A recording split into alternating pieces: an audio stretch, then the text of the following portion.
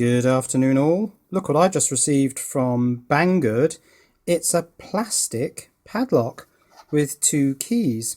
Now, plastic padlocks are not ideal for locking things up, but they are ideal for learning how padlocks work and therefore learning how to pick them. Now, I've also got, again from Banggood, a 9-piece Premier pick set with 9 pick tools. They all look fairly similar to me, just rods with curved ends, but I'm sure that they all have their various different uses. So how exactly does this padlock work?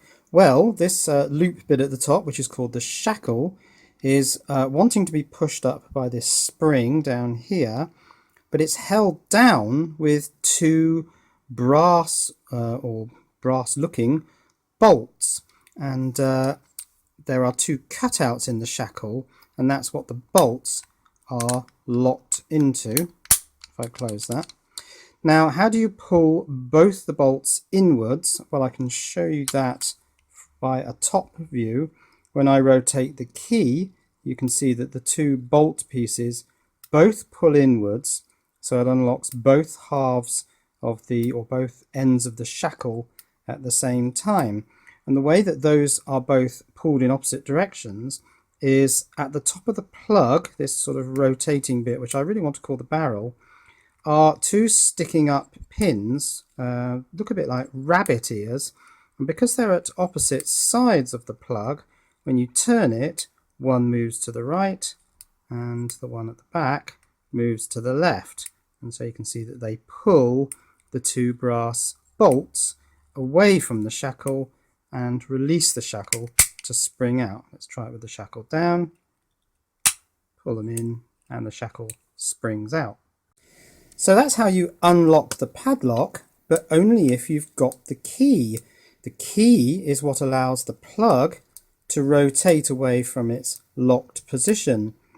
Now, without the key, the plug won't rotate. So if I pull the key even just partially out, that's locked. And in any position other than fully inserted, I can't rotate the plug. And the reason I can't rotate the plug is because these driver pins have pushed into little holes in the plug and locked it in place. Now you can see that when the key is fully inserted, all the driver pins are aligned. Ignore the one on the left here, that just appears to be a pin that locks the plug to stop it pulling out. In any other position than fully inserted, the driver pins are misaligned, and as I pull it out, they all jump to different positions, but always misaligned. And when the key is fully out, the driver pins are misaligned. Only when I push the key fully in are they completely aligned, and they create what's called a shear point.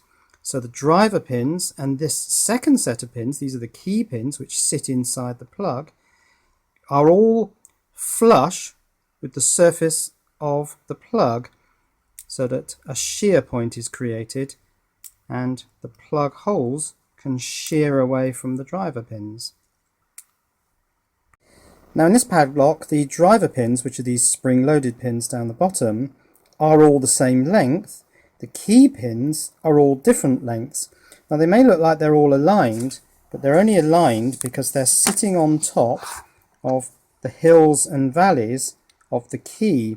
So each of these key pins sits on one of these little levels, and they're all different lengths, and only when the key pins are matched to the hills and valleys on the key do you get this flat line. In fact, it's not quite flat. Key pin number 3 looks a little bit short, but it doesn't actually seem to matter much. The shear still works. The plug can turn, shearing away from the driver pins. Now you can see that the key pins are all different lengths, because when you let them drop down in these holes, they all drop down to what looks like different levels at the top. They've all dropped down to the same level, of course, at the bottom. Now I've had to take the key out. I've had to actually pick the lock in order to rotate the plug here so that we can see these key pins. And it's worth noting that the key pins are just completely loose in their cylinders. You can see if I tip it, they all fall forwards, and if I tip it back the other way, they all drop down. So they're not sprung, they're just completely loose and pushed out by the hills and valleys of the key. So how do you pick this lock? Well, you exploit one of its weaknesses, and that is that the machining of all these parts is not very accurate, and it's that inaccuracy that lets us pick the lock. Now we need two tools. This rotational tool, which provides a little bit of rotational torque. So I've just slid that into the very end of the lock, and I'm going to just put a little bit of pressure on it to keep the plug ever so slightly rotated against these pins which are stopping it rotating. Now I'm going to do that with my little finger just to provide a bit of rotational torque. That slipped a bit. Let's put that back in. And I'm going to use the other tool to work the driver pins. That's in my way. I need to put that there. I'm going to use this to work the it's quite difficult to do, to work these driver pins, pushing them out one by one and trying to find the one that's tight. These are all loose. You can see I can work them in and out. That one's a little bit tight, but it's that fifth one that's really quite tight. Now when I push it out, I felt the plug rotate ever so slightly, and having pushed it out, it's not going to drop back in because the plug is now rotated slightly away, stopping it dropping back in. Now I need to find the next tight pin, and it looks to me like it's that second one there. So that's moved out.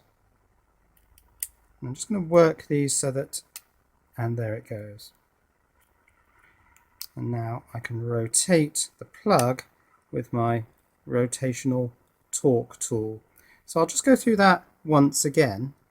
So insert the rotation torque tool and just apply a little bit of pressure on there so that these pins, the driver pins that are pushed into the holes, one of them will be tight, the others will all be loose, as I say, because of bad tolerances in manufacturing. The tight one is that fifth one up there, and that has now released. That won't drop back in. I felt the plug rotate a very small amount. Number 2 now looks a little bit tight. That's come out as well. And now I can feel that this torque tool is rotating and the lock is picked. So once you understand the process for doing this, it's a simple case of putting in the torque tool, rotating it ever so slightly, working the levers, finding the tight one, and unpicking the lock. Now I've never picked a padlock before. I've picked locks on filing cabinets and cash tins and the like, but not a padlock, and this is the first time I've really understood how the mechanism inside padlocks work, and it is a relatively easy thing to pick, and you could probably do padlocks where you can't see the bits inside. Let's give that a go. So I found this padlock, and I've never picked this before. It's a bit smaller than the plastic padlock. You can see there's a bit of a size difference there. But let's give it a go. I've found a fairly fine pick tool here.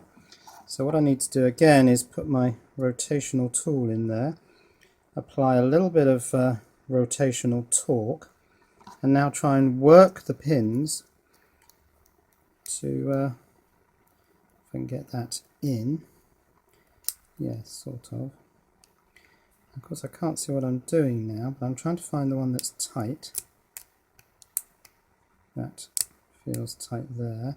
Yes, I felt the plug rotate a bit there, but I need to see if there are other tight pins. Can't find it at the moment. And because you've got to keep this rotational pressure applied, it does start to hurt your fingers a little bit. Ah, there it is. It's gone. Yes, and the padlock's come undone. Well, that's a bit of a worry, isn't it? I can pick any padlock now. So that's it. That's the plastic padlock from Banggood with 2 keys. It shows you how a padlock works. And of course also shows you how easy it is to pick a padlock. Now, should I be thinking about a change of career at this point? So here it is on Banggood's website. It's the transparent cutaway inside view of practice padlocks. Lock trainer skill pick with 2 keys, $5.94. And here's the Clom 9-piece pick lock tool, locksmith tool, door lock opener set, which is just $3.88. And I'll put links to both these items in the description. Cheerio.